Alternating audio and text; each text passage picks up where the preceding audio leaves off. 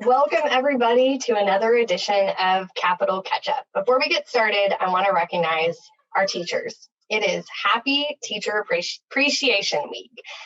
Governor Henry once said, "A good teacher can inspire hope, ignite the imagination, and instill a love of learning."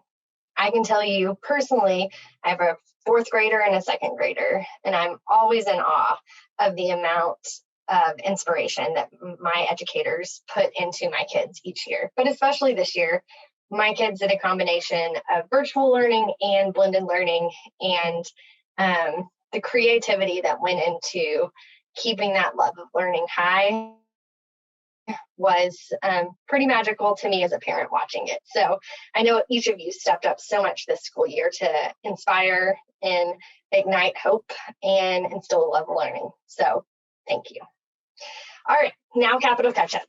Both the House and Senate filed new series of Joint Committee on Appropriations and Budget bills, shell bills.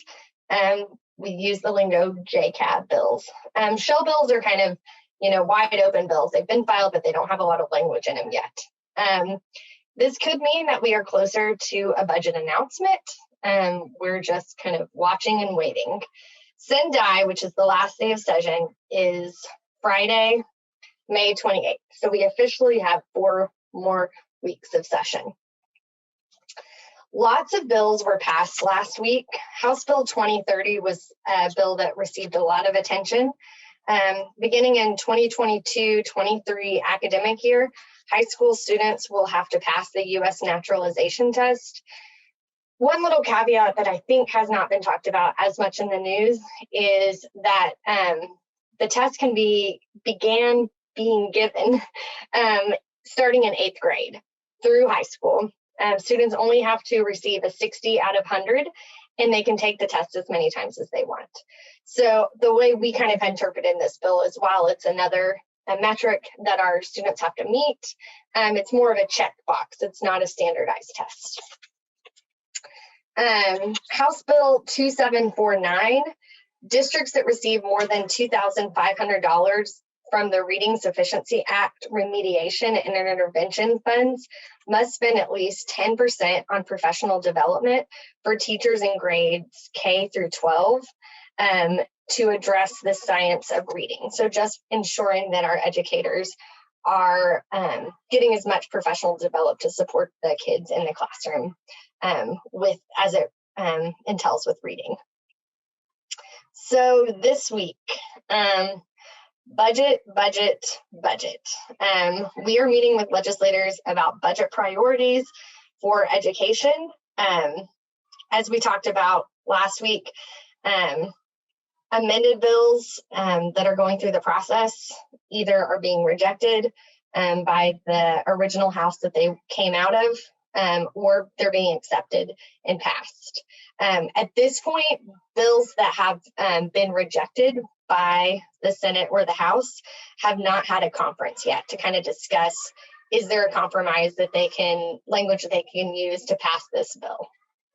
We'll let you know when that process starts. Another bill that was headed to the governor's desk and may be signed this week is House Bill 1775.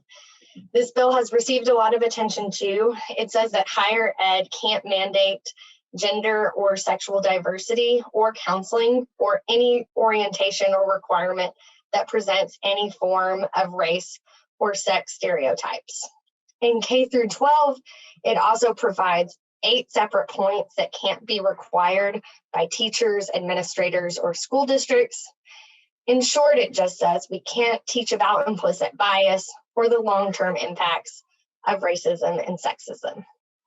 One little key point is that in K through 12, in the language of the bill, it says teachers are still allowed to teach all concepts that align with the Oklahoma academic standards.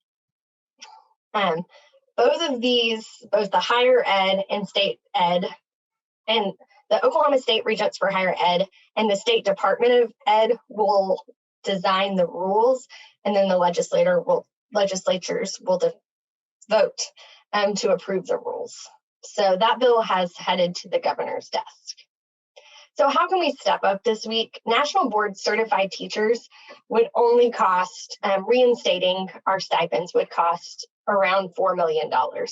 We are advocating with the Senate to put National Board Certified Teacher stipends back into the budget. So if you want to reach out to your senator and talk about the impact of that bill, please do so.